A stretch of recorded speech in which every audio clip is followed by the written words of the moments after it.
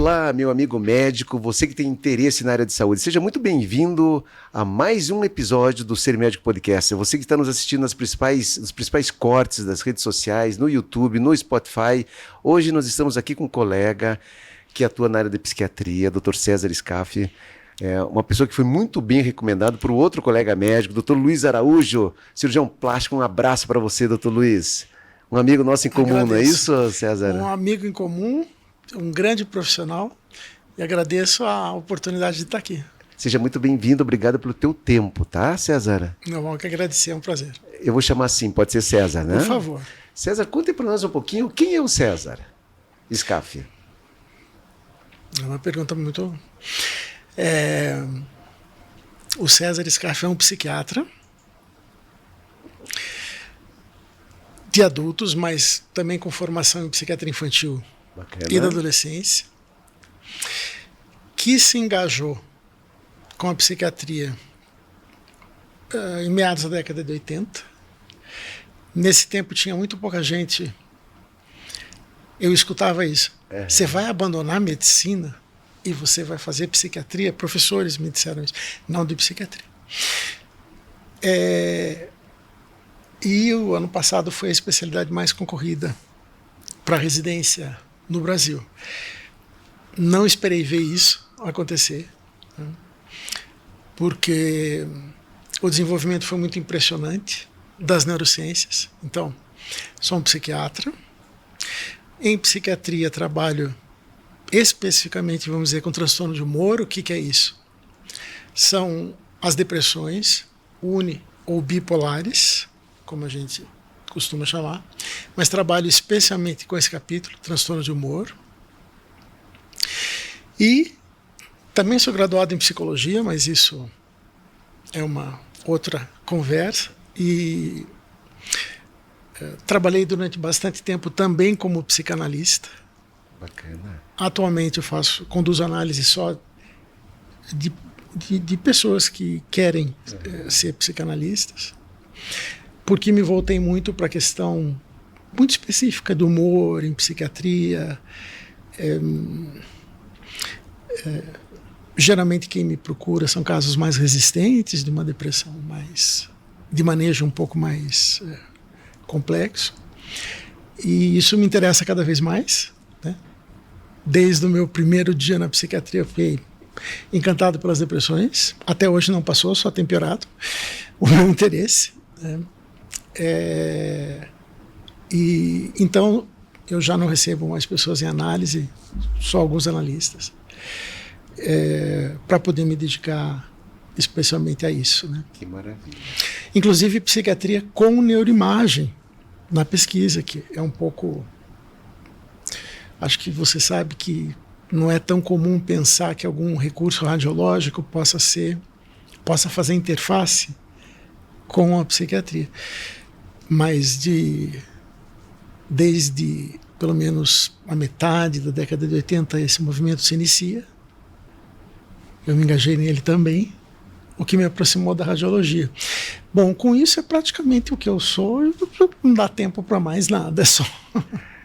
Parabéns, você sabe que eu admiro muito essa área. E como nós temos aqui vários ouvintes que são leigos e talvez alguns não saibam, mas a psiquiatria é uma especialidade médica. Verdade. Você tem que ser médico e daí você faz a clínica médica. Eu não sei se hoje você consegue entrar direto já na psiquiatria ou não. Ainda consegue, né? Consegue? Eu tô ainda, porque são 3 anos atualmente, são 3 anos de residência, mas eu acho que em muito pouco tempo, um quarto ano vai durar 4 anos, porque vai passar, acho necessário hoje em dia, 1 ano na clínica médica, porque tem bases de endocrinologia, neurologia, radiologia, que são totalmente fundamentais. Então, ainda você entra direto na psiquiatria. Não saberia dizer até quando. E acho muito desejável que passe a ter um primeiro ano na clínica médica. Então, isso é muito importante para que, né, quando você procurar um profissional dessa área, você saber que ele é um profissional médico com uma especialidade que envolve muito o diagnóstico, o acompanhamento das doenças, não só mentais, mas do corpo inteiro. Passa por endócrino, que é da parte hormonal, passa por todas as áreas, cardiologia, neurologia, tem que ter um conhecimento amplo. E daí sim, agora eu pergunto para você, Sim. César, assim, eu acompanho essa área do crescimento da saúde mental, né, vamos chamar assim, né? E fico admirado, espantado, o boom, como você já começou colocando. Qual a razão de tudo isso? Existem alguns insights, alguns motivos para a gente observar tanta demanda de pacientes e até dos próprios colegas indo para essa área? Eu tenho minhas hipóteses. Vamos lá. Né? Eu tenho minhas hipóteses. Eu acho que tem uma dimensão que as neurociências se desenvolveram de uma maneira brutal. E isso aporta em qualidade de vida. Enfim, muda um destino, um tratamento do indivíduo, né? bem conduzido. O que poderia ser uma derrota, uma vida que, com muitas infelicidades, pode ser revertido e se vira o jogo. Então, inclusive, esse é uma das coisas que me move muito, perceber que eu estou contribuindo para a mudança de uma história, do curso de uma doença que é crônica, enfim. Agora, eu acho também que os jovens, os mais jovens, todos somos jovens. Todos somos jovens. Alguns um pouco menos, outros um pouco mais jovens. Os jovens perceberam uma coisa que é uma grande verdade. Né? De cardio, acho que você não vai morrer com tanta facilidade hoje em dia, porque no meu tempo de graduação, 62 anos, causa cardíaca, estava morto. Né? A cardiologia, então, evoluiu de uma maneira que, no que depender da cardio, você vai ter os teus 90, 100 anos de idade. A oncologia se desenvolveu de uma maneira. Eu acompanhei uma paciente com carcinoma de pâncreas. Eu me lembro da minha graduação que um câncer de pâncreas tinha uma evolução muito rápida, reservada. Essa paciente viveu 5 anos Olha aí, depois do diagnóstico desse câncer e viveu bem. Não vai ser qualquer neoplasia, qualquer câncer que vai nos matar. Né? Então, nós vamos chegando a 90 anos, 93, 95, 97. Não acho que vai ter tanta facilidade em transplante de cérebro. Tenho a impressão. Ainda não. Que não ainda vai demora um pouquinho. Isso não vai acontecer. Você está com 95 anos e não tem integridade psíquica, perde um pouco o sentido de todo mundo ter lutado tanto, todas as especialidades terem avançado tanto, mas você se perdeu de você mesmo. Seja porque deteriorou e está em algo com um grau de deficiência cognitiva, alguma demência, seja pela tua infelicidade, quer dizer, uma vida infeliz, fica um pouco questionável o mérito da medicina inteira te entregar 97 anos de idade. Eu acho que os mais jovens perceberam que aí tem uma oportunidade muito interessante. A psiquiatria que eu faço hoje não é a que eu, do começo, pós minha especialização. Hoje eu estou preocupado com proteção do tecido neuronal. Então, porque eu estou pensando nessa pessoa com 95 anos de idade.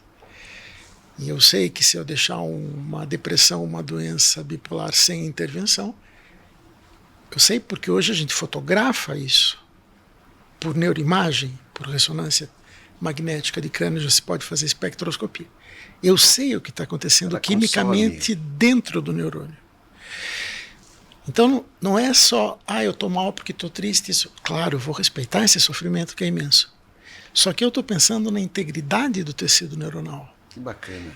Quando essa pessoa estiver lá na frente e que eu tenho que proteger esses neurônios agora, para que ela tenha uma qualidade de vida lá para frente, né? Então, é uma perspectiva. Eu fico muito feliz de ter vivido nesse período, sabe? Porque acho que nós tínhamos mais ou menos 6 ou 7 fármacos ao todo, em tudo, em psiquiatria, quando eu comecei. E hoje nós temos um universo que não ocupa só remédio, mas estilo de vida, nutrição. Quer dizer, se o meu paciente deprimido comete muitos excessos em carboidratos simples, ou seja, que ficam jogando a insulina todo o tempo lá para cima, a insulina alerta o tecido cerebral todo o tempo, que reage, como todo tecido estressado, inflamando. Então, esse paciente, veja isso que você disse, que várias especialidades participam. Eu não estou só atento se ele está triste ou não está triste, se joga a coisa na parede ou não joga, porque isso faz parte da depressão. Porque às vezes é uma consequência, né? Integra o quadro. Integra o quadro, né? Da pessoa gritar e jogar coisas na parede, todo mundo diz é temperamento, sempre foi assim. Não é verdade. Né? O que ela se queixa é do tempo que ela está triste, cansado, sem energia, sem prazer nas coisas. Mas eu vou ter que perguntar, como que você é no trânsito? Porque o trânsito é um lugar por excelência onde as pessoas cometem. É um lugar muito bom para testar a nossa tolerância com a vida e com as limitações do outro, porque as pessoas não param de fazer pequenas atrapalhadas. E me interessa muito saber como é que ele reage. Eu já tive gente que falou, eu saio com revólver e com revólver bati na janela da pessoa, que claro, fechou a janela. Que bom. Mas isso é parte da depressão. E ele não cogita contar isso para mim, que ele já pegou uma arma para alguém que cortou ele no trânsito, se eu ativamente não perguntar. Ele se queixa que está muito cansado, que não tem graça na vida. Então, se eu não for procurar ativamente alguns sintomas, eu não consigo fazer diagnóstico de qual tipo de depressão é. E a psiquiatria não é diferente de nenhuma outra especialidade médica. Se eu não tenho diagnóstico, eu não vou conseguir instituir terapêutica. Tem uma ideia muito incorreta, eu acho, de que a psiquiatria é subjetiva, que é uma coisa meio assim. Não é. Não é. Ela é completamente objetiva. É uma ciência. Ela faz uso de várias ciências, são as neurociências. As neurociências. E isso tem uma lógica muito impressionante. É que o nosso exame físico, o exame de estado mental, que corresponde ao exame físico. O cardiologista também tem a sua semiologia cardiológica. Cada especialidade. Para você ter uma ideia, eu tive que, nesses últimos 5 anos, retomar o exame neurológico, toda a sequência. A gente sabe que é um exame relativamente complexo. Os porque pares estava me fazendo. cranianos. Exatamente, porque estava me fazendo falta. Bacana. Então, eu acho que as pessoas se interessaram mais porque tem se falado mais, porque o preconceito tem diminuído. Ninguém cura diabetes com força de vontade, nem pretende. Ninguém acha que com otimismo ou força de vontade o pâncreas vai secretar insulina. Isso não é cogitado. Em psiquiatria, por alguma razão, as pessoas acham que basta você fazer não sei qual coisa um pouco mágica e você vai resolver um problema que ocupa uma bioquímica do neurônio, ocupa o funcionamento das mitocôndrias do neurônio. Quer dizer, o preconceito tem diminuído. Acho essencial pessoas midiáticas virem falando. Muitos ainda têm que usar no passado. Eu tive depressão. É um pouco como dizer, eu tive diabetes tipo 2, eu tive diabetes. Um pouco estranho, mas eu entendo que o verbo tenha que ficar no passado ainda. E eles não possam dizer, eu tenho. Então, o preconceito tem diminuído e esses testemunhos de pessoas que na mídia geram opinião são centrais. Eu fiquei maravilhado, dia 30 de março, que inclusive é o dia do meu aniversário. Meus parabéns. Obrigado. É o dia mundial do transtorno bipolar, né? Porque eu nasci no mesmo dia que o Van Gogh, e o Van Gogh teve uma doença bipolar e uma vida muito pesada, né? E, enfim, em torno das lives, enfim, toda a mobilização que se faz no 30 de março, esse ano, pela primeira vez, eu escutei uma colega psiquiatra de grande renome dizer, eu tenho doença bipolar. Isso para mim foi comovente.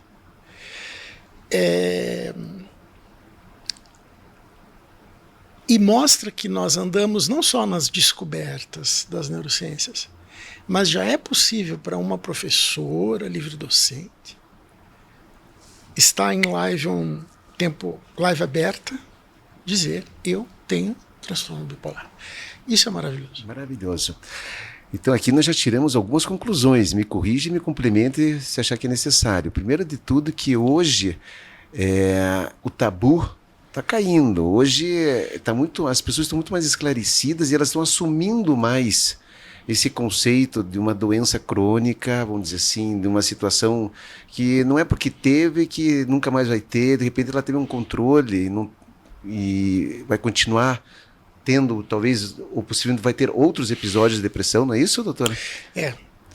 Só que eu gostaria só de colocar aqui também outro fator muito importante que eu vejo que o doutor comentou, dos jovens, né? Eu acho que hoje o jovem sofre, né? E alguns ainda têm algum receio de procurar ajuda, sabe? Tem receio de conversar com seus pais, com as pessoas mais próximas, um parente ou às vezes um outro amigo. E se você pensar que a idade das pessoas hoje, a longevidade vai ser cada vez maior, a gente tem que preservar as nossas estruturas, não só físicas, mas mentais, que são os nossos neurônios, que são células, que são milhares aí, que nos dão toda essa consciência, que nos previne de todas essas doenças mentais. Por que não procurar um aconselhamento, um médico, um psiquiatra, para poder fazer um acompanhamento, uma prevenção? E não é somente o tratamento da crise, não é isso, doutor? Totalmente.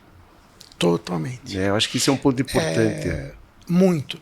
Sabe que a doença bipolar, eu chamo de doença justamente para difundir o não preconceito. Porque quando a gente tem que começar a escolher muito as palavras, é um transtorno, tá certo, é um transtorno, claro. Mas porque é uma doença, é uma doença. Vamos assumir que é uma doença. É uma doença. Não acho que seja vergonha para ninguém ser portador de uma condição médica. A doença bipolar, ela se malignizou nos últimos 25 anos, ou seja, o que eu quero dizer com isso? Ela está mais grave do que ela era há 25 ou 30 anos atrás. E é claro que os cientistas foram atrás de entender por que a doença bipolar estava pior nos anos 2020 e 2024. Por que ela estava pior do que na década de 70, 80. E uma das razões, primeiro, foi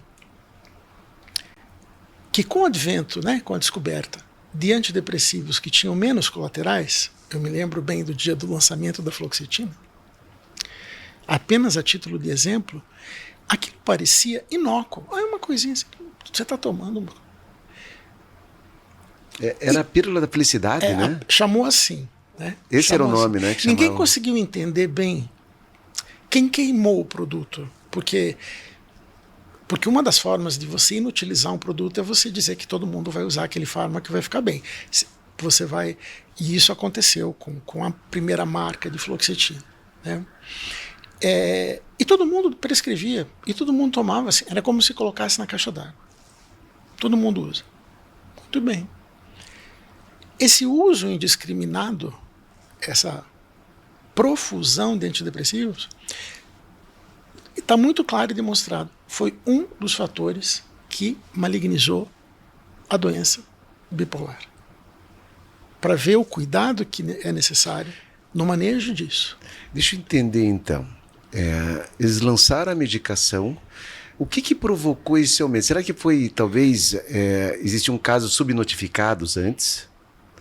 E daí as pessoas começaram, mas eu preciso disso, porque eu também tenho esses sintomas. Ou a própria droga, a medicação, ela começou a ter alguns efeitos rebote. Não sei, gostaria de entender um pouquinho qual que é a sua opinião sobre isso. Olha, até mais do que uma opinião, né? Isso são estudos, né? Existe um número muito significativo de pessoas que têm depressão, efetivamente têm, mas não poderiam usar remédios da família em farmacologia chamado antidepressivos, porque nós temos antidepressivos, ação antidepressiva, sem que esse fármaco seja da família farmacológica dos antidepressivos. Perfeito. Bom, se você tinha uma pessoa que tinha lá suas tristezas, seu vazio contínuo, depressão é muito mais do que só tristeza, também precisa de sintomas motores, cognitivos, circadianos. Mas ela tem um traço um pouquinho explosiva. Dá umas buzinadas no trânsito, assim, um pouquinho pesadinho, assim. Numa briga, diz umas coisas meio fortes. Desculpe muito mal depois se sentindo. Olha o que eu disse, mas disse. A palavra é uma flecha, né? Jogando, não volta. Então, haviam traços de impulsividade mascarados. Quando eu coloco um estimulante do sistema nervoso central, que não é inteligente, que não vai conseguir estimular só a tua parte que está triste, vai estimular também isso que era um traço, e a gente vai fazer uma bipolaridade iatrogênica. Quer dizer, que sem saber, iatrogenia não é a mesma coisa que erro médico, né? Iatrogenia é que sem saber que os fármacos faziam isso, eles eram prescritos, e passados 10, 15, 20 anos deu tempo de estudar e se viu o que aconteceu. Né? Interessante. A outra coisa é isso que você disse. Um tempo da psiquiatria que o paciente tinha sintomas, se medicava. Parava o sintoma, parava a medicação. Hoje nós sabemos que os portadores de doença de humor têm uma hiperatividade de tecido, não confundir com o transtorno do déficit de atenção e hiperatividade motor. O tecido cerebral está hiperativado todo o tempo. Esteja deprimido, esteja eufórico, esteja misto, esteja em remissão. Quer dizer, se eu tenho malária, não é porque hoje eu não estou com febre que eu não sou portador de malária. Tem uns dias aí que você não curou a malária. Então é um exemplo que eu sempre uso, porque hoje nós sabemos que a remissão do sintoma não é parâmetro para a interrupção do tratamento. E também as pessoas não podem ter tantas ideias. Iniciativa própria, eu digo, gente, vocês têm muita ideia. É uma coisa que vocês têm muita iniciativa. Porque sem trocar uma ideia com o teu médico, você para o remédio, você muda o remédio, você diminui a dose. Aí nós vamos ter que combinar, porque você está se destruindo. Bacana, nós temos aqui papo para a noite inteira, mas eu quero aproveitar aqui o seu tempo, né? Então eu vou perguntar umas coisinhas assim antes que a gente estoure nosso tempo, que eu achei importante. Como é que está hoje o auxílio da imagem, né, no diagnóstico dos transtornos de humor, da depressão principalmente, ou das doenças sinis? Como é que está hoje o avanço? É uma realidade já? Total. Veja, é uma realidade até esse momento para efeitos de pesquisa. Então, bom... Na clínica, no consultório... Eu tenho por rotina, quando isso é possível, pelo menos de 10 em 10 anos, ter uma ressonância magnética dos pacientes, porque eu preciso comparar. Se eu tiver registro da imagem aos 30 anos e depois eu vou ter o registro aos 80, eu vou ter uma noção do que aconteceu com o volume muito mais interessante do que se eu fizer a minha primeira ressonância aos 80 anos de idade. Com certeza. Então, eu tenho a documentação disso. Que bacana. Né? Também uma avaliação neuropsicológica das funções cognitivas documenta. Então eu vou saber o que aconteceu com a idade e o que já estava lá aos 20 anos de idade. Agora, para diagnóstico, nós ainda não temos recursos de radiologia que instrumentalizem o diagnóstico. Mas eu te diria que talvez em 20 anos, e eu espero ainda, depois de ter visto isso, eu me darei por satisfeito.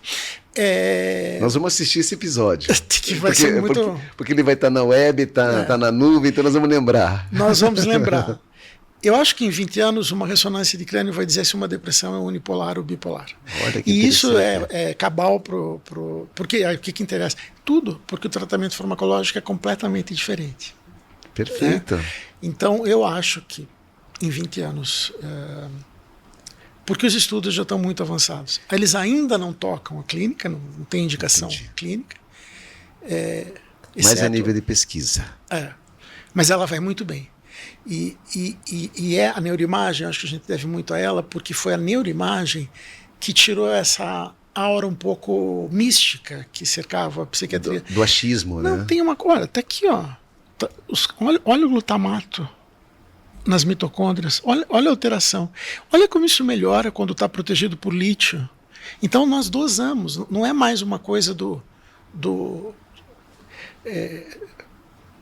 cercada por essa aura mística. Então a neuroimagem foi decisiva porque ela documentou, não é uma opinião minha, está ali no exame. Doutora, vamos lá, eu vou fazer umas perguntas rápidas, claro. Assim, sobre... é um tema que me fascina, sabe? Eu gosto muito da questão da neurociência. E se o senhor puder responder assim de forma bem curta, objetivo, porque são várias perguntinhas rápidas que eu vim pensando enquanto eu vinha para cá, que eu acho que o nosso público também vai achar bacana. Perfeito. Tá? Depressão tem cura? Não, ela tem apenas tratamento. Mas com esse tratamento você pode ter uma qualidade de vida melhor do que pessoas que não têm depressão. Qual é hoje a principal causa de depressão? A depressão é um transtorno cerebral, mas é complexo. Então você precisa ter alguns fatores genéticos aliados, não é uma genética pura, mas aliados a eventos da vida, a passagens da infância, enfim, algumas fragilizações que quando confluem essas causas biológicas, psicológicas, sociais e outras, produzem um quadro de depressão. Então eu não poderia dizer a causa é essa, mas ela é múltipla. Que vai desde a genética até uma infância cheia de agruras. Se eu tiver só a genética e não tiver tido uma infância, talvez não tenha um quadro tão grave da minha depressão. Perfeito. Então, por exemplo, se os pais tiverem um dos dois uma história de depressão, né, seja tratado ou não, a incidência do filho ter depressão é maior. Principalmente nas depressões bipolares, que talvez seja a maioria. Não é que eu estou dizendo que o paciente é bipolar. Ele tem um traço num espectro bipolar.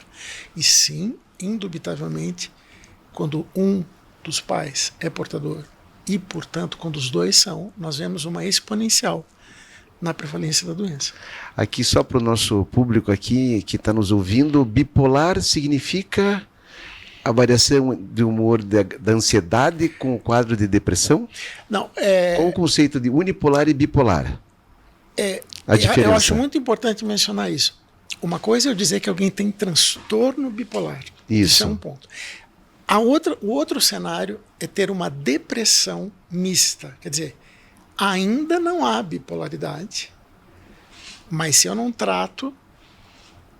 Então, por que chamava bipolar? Eu não sei até quando essa denominação vai, eu não sei quando que vai ser transtorno da hiperatividade do tecido cerebral. É possível. Então, a pessoa tem momentos depressivos e momentos onde ela está especialmente energizada. inclusive para dar tiro no trânsito, em desconhecidos.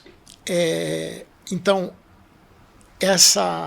visitar dois polos, estou lá embaixo e às vezes estou lá em cima, é o chamado transtorno bipolar. O alto e baixo. Só que isso pode estar junto, e a maioria, o estado pode ser misto, ao mesmo tempo que deprimido.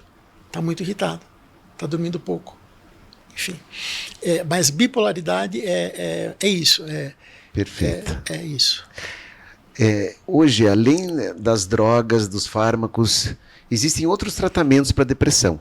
Você poderia nos citar alguns que no dia a dia assim, as pessoas poderiam, de repente... Veja, ter um transtorno de humor é ter uma doença sistêmica. Tá. Ela tem origem cerebral, mas é sistêmica.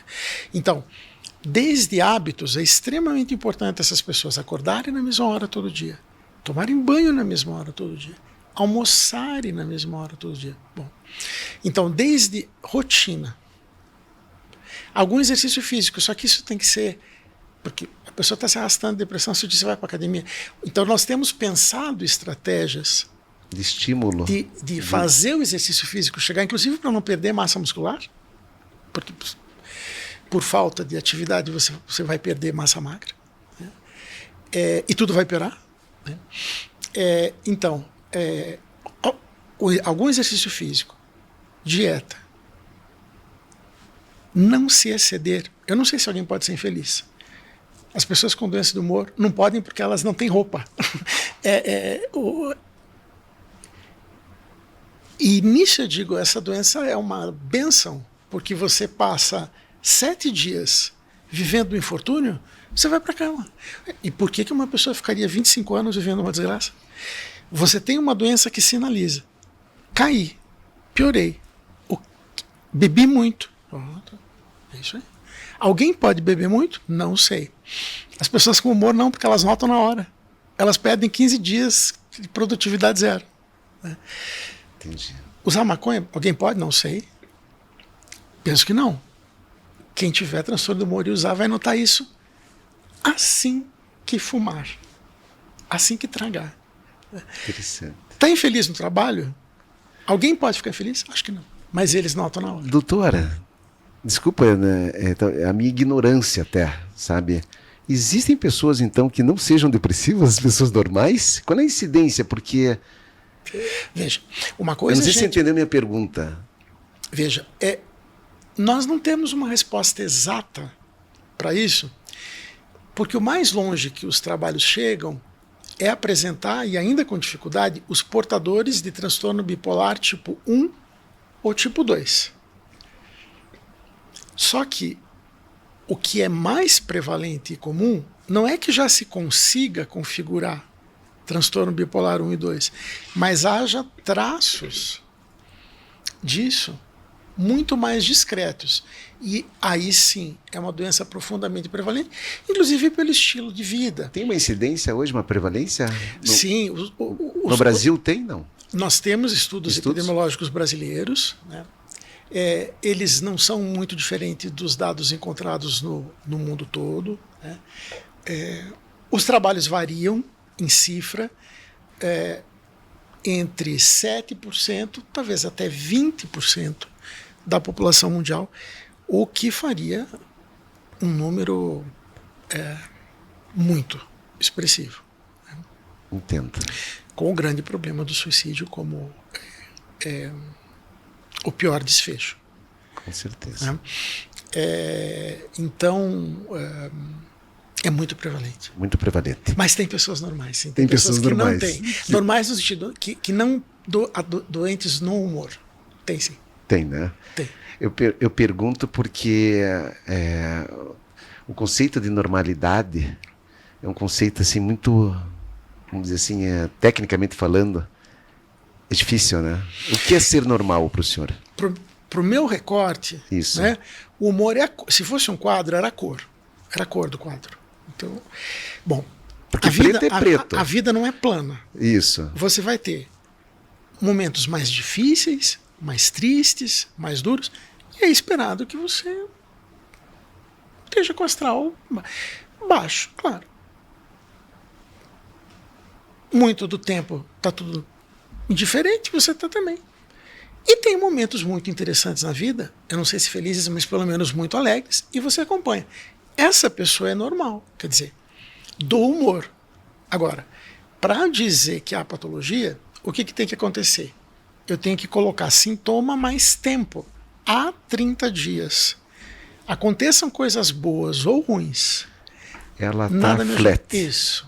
Então, por isso a gente diz polarizou. O humor está polarizado para depressão ou polarizado para euforia. Porque ela sustenta a pessoa no polo. Exatamente. Né? Então eu preciso aqui do componente tempo para poder fazer o diagnóstico. Porque um dia ou outro, todo mundo vai estar de mais baixa energia. Bacana, isso faz parte. Eu preciso ponderar no tempo. No tempo. Muito obrigado, me tirou aí, me esclareceu um grande prazer conversar com você. Uma percepção, né, sobre o conceito de normalidade, que eu sempre me questionei, o que é ser normal do ponto de vista lógico do que nós estamos falando. Claro. O normal se tem que levar em consideração o tempo também. Isso. E você está flutuando, ou seja, dançando a música. Isso. Flow. Eu quero saber se você está reativo. Se o humor é reativo, significa o quê? O que acontece, você reage de acordo. Aconteceu coisa boa, você está bem? E tem produção, vocês são normais? Aqui todo mundo é reativo, professor. Tá todo mundo, acho que acredito. Eu fico muito feliz porque teremos muitas pessoas para ajudar. Isso bacana, muito legal. O que é ser feliz? O que é felicidade para o professor? Uma coisa que não existe. Felicidade não existe. Não, veja. Eu acho que no correr da vida... Ixi, eu falo tanto, bora ser feliz, vamos ser felizes, incentivo a pessoa a ser feliz. Eu lhe estimulo a continuar em campanha. Tá. Eu acho que as metas existem não necessariamente para serem alcançadas, mas é para a gente olhar para elas e fazer o voto. Felicidade eu acho que na vida, não é uma meta, então. Não, eu acho que na vida... Felicidade. Feliz, isso. Você vai ter assim umas 3, 4, 5 oportunidades. Uma coisa muito legal que aconteceu, enfim, pontual. Agora, o que eu separo muito? Não é porque a vida tem as suas dificuldades, e ela tem, agruras, e ela tem, decepções, e ela tem, que nós precisamos deixar de ser alegres. Porque, veja, alegria, talvez nenhuma desgraça tire de mim. Agora, que eu vou viver certos infortúnios que a vida oferece para cada um a sua cota, isso é garantido. Então, agora, enfrentar a vida, que é difícil, a vida é difícil. É difícil? Agora, ela vai ficar bem pior se você viver a sua infelicidade triste. E ela pode ficar bem mais atenuada se você viver os teus problemas com uma certa alegria, que você aprende, que você adquire com ajuda, com terapia, com análise, com enfim. Inclusive, virar o jogo de uma doença bipolar ser o termômetro de que você não pode ser infeliz. É uma leitura muito... Não dá, porque eu fico 20 dias de cama. Me fazem uma situação no trabalho que está me asfixiando, eu passo 21 dias doente. Então, não posso continuar aqui. Não posso continuar. Ótimo. Vamos procurar um lugar onde você possa ter mais espaço para viver. Então... essa reversão do jogo eu chamo de alegria, né? Agora, felicidade, nós temos aí alguns bons momentos, mas não sei se vai superar tanto uma dezena no correr da vida de momentos de felicidade, né? A vida tem as suas dificuldades, nós temos que lidar com elas. A nossa posição diante da infelicidade da vida não precisa ser triste, né? Não precisa ser triste. Freud tem uma frase incrível. O cara diz para ele: a vida é horrível, as pessoas me decepcionam, pessoas me traem, são só interesses. Eu não quero mais viver, eu quero morrer. E o Freud diz para ele: você tem toda a razão. A vida é isso mesmo que você disse, eu só não entendi por que você tem que morrer por causa disso. E é totalmente formidável essa frase freudiana, porque é exatamente isso. Só não entendi porque a vida é isso aí mesmo que você falou, tudo isso aí existe. Agora, eu só não entendi porque você tem que morrer. Porque a vida é desse jeito, né? Ele foi não deixou margem para dizer mais. Ele nos deixa pensando em torno dessa frase. Eu estou pensando um monte aqui, porque eu estou saindo impactado. Sim. César, me conta uma coisa. Alegria é diferente de felicidade. Isso não está nos artigos. Essa parte foi minha. Não, perfeito. Mas é importante a sua opinião, como o Dr. César pensa a respeito. Nós estamos conhecendo um pouquinho aqui, estamos aprendendo, é importante. Onde é que se encaixa o otimismo? Eu li um livro de um psicólogo, neuropsicólogo, acho de Harvard, sobre felicidade. Você deve ter lido, né? E ele diz que o sucesso, ele não precede a felicidade. A felicidade tem a alegria, a pessoa mais alegre que precede o sucesso. Então, onde é que entra o otimismo nisso, o incentivo, sabe, a automotivação? Como é que você vê tudo isso? Talvez eu acho que uma realidade o otimismo, do mundo atual. O otimismo é você perceber. A gente aprende isso muito pequeno na escola, só que a gente não tem a idade para perceber o tamanho daquilo. Eles ensinam interpretação de texto.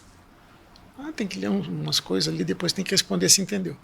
Bom, um texto não tem uma única interpretação. Um texto tem quantas interpretações você der. Se você ler o texto que você está vivendo como puro infortúnio, como não tenho saída nenhuma, olha o carro, cheguei e está com os 4 pneus furados. Isso você guarda. E todas as vezes que você chegou no carro e os pneus estavam bons, que a maioria absoluta das vezes, provavelmente só foi guinchado uma ou duas vezes no máximo numa vida inteira com 4 pneus furados, e todas as vezes que você chegou lá e o carro estava bem. Por que nós temos essa tendência a registrar? Bom, quem tem a doença tem mais tendência ainda. 99 coisas maravilhosas acontecem e não tem registro. Uma mais ou menos ruim acontece, pronto, acabou. Né? Então, eu acho que o otimismo, o que é o otimismo? O otimismo é um esforço. O otimismo é uma ginástica. O otimismo é uma fisioterapia. Quer dizer, todos os dias eu estou me esforçando para extrair a melhor leitura do texto que é a minha vida. Que bacana. Então, o otimismo é uma opção. Quer dizer, eu estou muito mal, mas eu quero pensar sobre isso, eu quero virar esse jogo, eu não vou aceitar isso como coisa posta, como destino. Bom, eu acho que esse otimismo é uma condição para o tratamento. Entendi. Esse otimismo é uma condição para o tratamento. Você não se entregou para a dor. É isso aí. Então, eu acho que o otimismo é isso, é a tua leitura da vida. É a leitura do que te acontece. E o texto vai ter tantas leituras quantas você quiser. Se você insistir em ler o sombrio, tá bom. Mas há outras leituras. Eu acho que todos nós somos atletas, então. Estamos sempre... Somos atletas, sim. Não tenha dúvida. Sempre nos exercitando, combatendo, guerreando nesse mundo difícil, não é isso? Exatamente. Né? Desde que nascemos. Desde a concepção.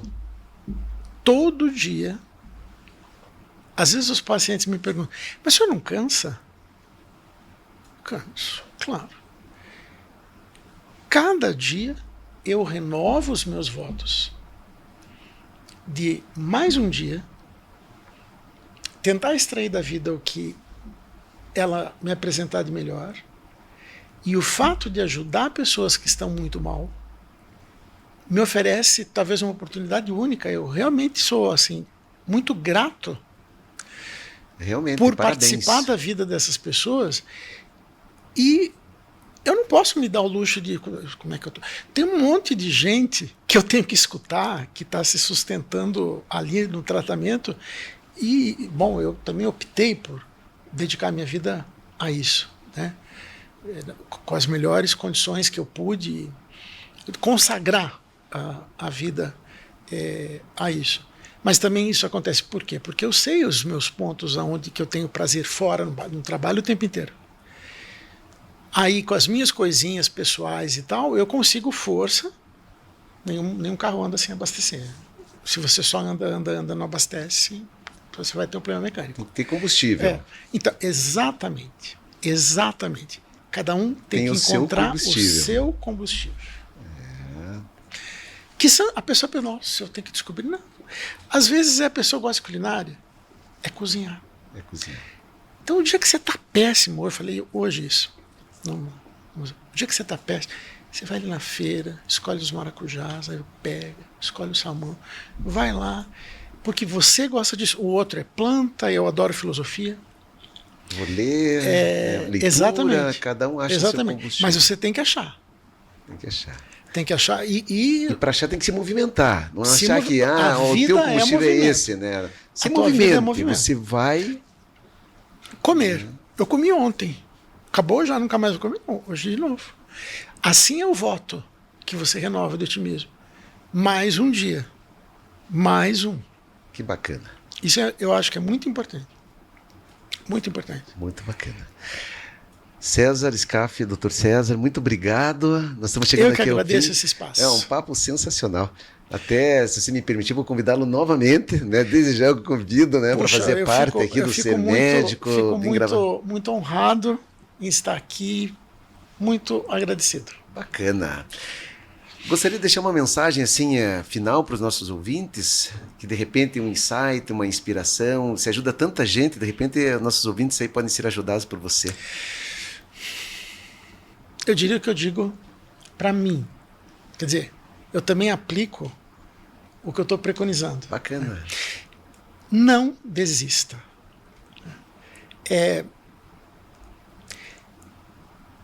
Se a vida está te oferecendo limões, cogite a limonada. Se te acontecer uma coisa muito complicada, pare e pensa. Como eu posso virar esse jogo? Porque isso é vitória. Não é o teu empregador, não é teu cônjuge, não, nada disso. A vitória, a juventude, ela está aqui. O sexo está aqui. Então, vire o jogo. O prêmio eu não sei se compensa, mas vitorioso é legal ser. E o vitorioso, só complementando, se você me permite, é não desistir. É o que não desiste. É aquele que não desiste. Uhum. Não é necessariamente aquele que vai receber o troféu, é o que não desiste. Não desiste. Eu acho que para os esportistas isso pode ficar mais claro. Ganhar é uma contingência. Eu não sei se eu vou ganhar ou não. Depende. Numa partida de futebol, os caras estão treinando um monte. O que vai acontecer na hora? Por isso acho que é um esporte que é tão apreciado. Porque ali acontece na hora. Então, se você vai ganhar ou perder, isso faz parte do jogo. Agora, jogar, ou melhor, também se preparar para jogar, aí eu acho que aí é uma responsabilidade até ética, de cada um com a sua vida. Parabéns. Obrigado. Pessoal, vamos sair com uma mensagem então, vamos virar o jogo. Okay? Exatamente. Olha que mensagem bacana que o próprio Dr. César usa no dia a dia dele, não é isso? Exatamente. Muito obrigado mais uma vez. Tá? Obrigado. Foi muito bacana, eu tenho certeza que a gente pode ter impactado aí várias vidas, isso é o mais importante. Agradeço a sua atenção aqui no Ser Médico Podcast e eu convido você a assistir os episódios anteriores no YouTube, é só procurar lá, @Ser Médico Podcast, nos principais cortes da rede social, nosso Insta também, Ser Médico Podcast. O Dr. César Scaff vai deixar depois para nós, produção, o contato dele, caso alguém tenha alguma necessidade, alguma dúvida, eu tenho certeza que ele gentilmente vai poder orientá-lo aí futuramente. Eu sei que a sua agenda deve ser muito concorrida, mas a gente consegue, né, ajudar o próximo. Sem dúvida. Né? Uma boa noite, pessoal. Até mais. Boa noite, obrigado.